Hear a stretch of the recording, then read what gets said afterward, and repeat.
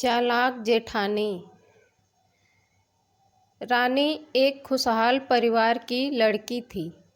उसके पिता एक प्राइवेट कंपनी में काम करते थे। उनकी सैलरी 15-20 हज़ार थी। रानी के पिता उसी से रानी की पढ़ाई, घर का खर्च चलाते थे। एक दिन रानी की माँ बोली, बेटी शादी लायक हो गई है, आप उसके लिए लड़का देखिए। रानी के पिता बोले, ठीक है। रानी के पिता जिस कंपनी में काम करते थे, उसी कंपनी में रिंकू नाम का कर्मचारी था। रानी के पिता अक्सर उससे बात विचार करते थे। रानी के पिता एक दिन रिंकू से बोले, कोई लड़का बताओ मेरे बेटी के लिए। तब रिंकू ने कहा, बताना क्या है, मेरा छोटा भाई है ऋषभ। हम 2 भाई हैं, हमारे माता पिता नहीं हैं। भाई के शादी की जिम्मेदारी मेरे ही ऊपर है, आप मेरे घर आकर देख लीजिए। रानी के पिता रिंकू के घर गए और देखे तो सब ठीक समझ में आया। रिश्ता तय कर देते हैं। ऋषभ और रानी की शादी हो जाती है। रानी ससुराल आ जाती है। ससुराल में रानी की जेठानी और जेठ एक बेटा था।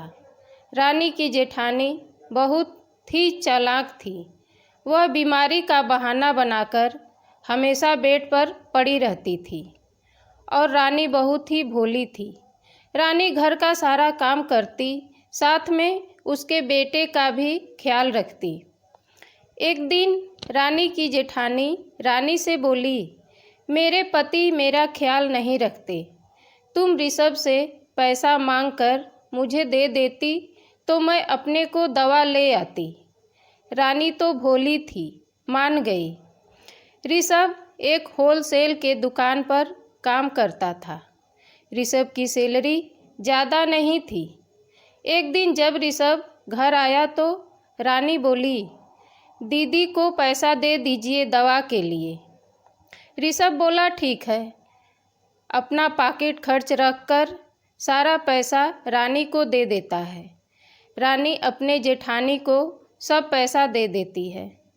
रानी की जेठानी पैसा लेकर दवा के बहाने जाती है और सारा पैसा अपने बैंक खाते में डाल देती है। यही सिलसिला कुछ दिन चलता रहा। जब रानी की जेठानी के पास अच्छा खासा पैसा हो गया, तब रानी की जेठानी ठीक हो गई और रानी से बात बात पर लड़ने लगती। रानी को बहुत दुख होता। रानी बोली, दीदी आप ऐसा क्यों कर रही हैं, मैंने क्या किया है।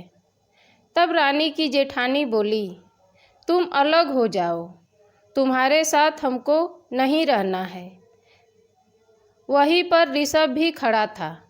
रानी ऋषभ की ओर देखकर रोने लगती है। ऋषभ भी हताश हो जाता है और दोनों अलग हो जाते हैं और अपनी ज़िंदगी जीने लगते हैं। धन्यवाद।